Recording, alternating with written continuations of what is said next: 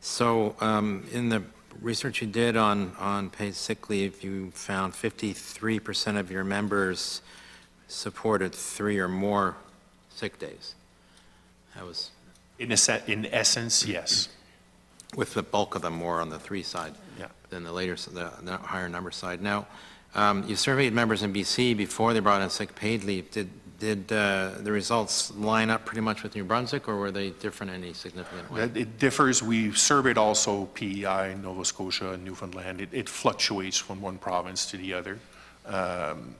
The level of categoric no fluctuates. Now it's a question of, is it a large difference considering the margin of error? So I would say they're relatively similar.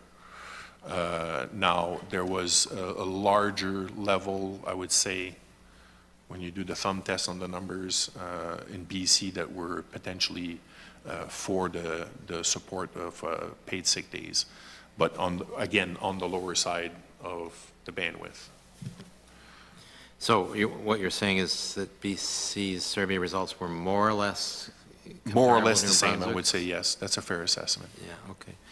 And you found so very interesting in your survey of members that 64% would support paid sick leave of some kind, with their financial support involved. With financial support. Now, we didn't qualify it relating to temporary or transitory, as has been suggested. My recommendation to government would be, if the support is put there, that it be done so in perpetuity.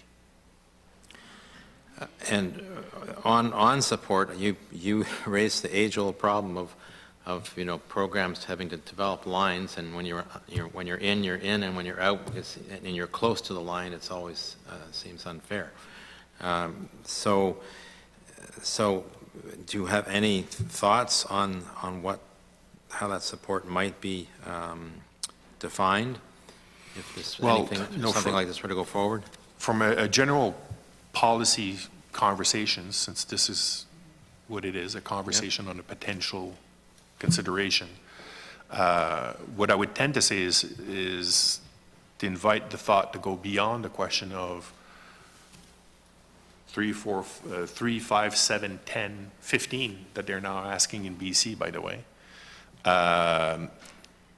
and to look at potentially what's being done elsewhere.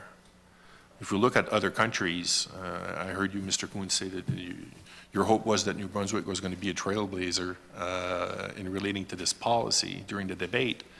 There are other regions in the world where, for example, the paid sick days, the initial 2 days aren't paid, and then after that, the days are paid. There are places where the paid sick days aren't paid at full salary, they're paid at a reduced salary. Considerations could be made for a model where essentially you would have a shared contribution of this benefit, just like it is, well, EI is not a 50-50, let's make that clear. For example, for CPP is 50-50, EI should be 50-50, by the way. But from a paid sick day, since this is clearly a benefit within the marketplace right now, that's being offered from a competitive perspective. From a 50-50 split, if it was being imposed on all businesses, that would be another option that could be potentially considered. The question is really why stick within the 10-day framework that's being proposed, other than the saying that we're following what the federal government has decided.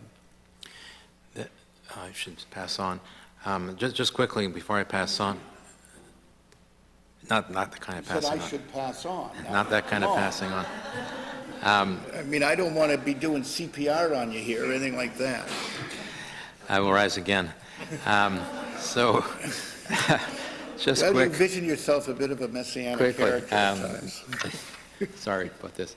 It's okay. We watched all of you on the legislative feed all the time, so it's okay. So just quickly, you said they now are asking for greater number of paid sick days in BC. Yeah. Just who was there's some labor groups that are advocating now for 15 at this point. Labor, okay. Yeah. All right, thank you. And I will pass the questioning on to colleagues now.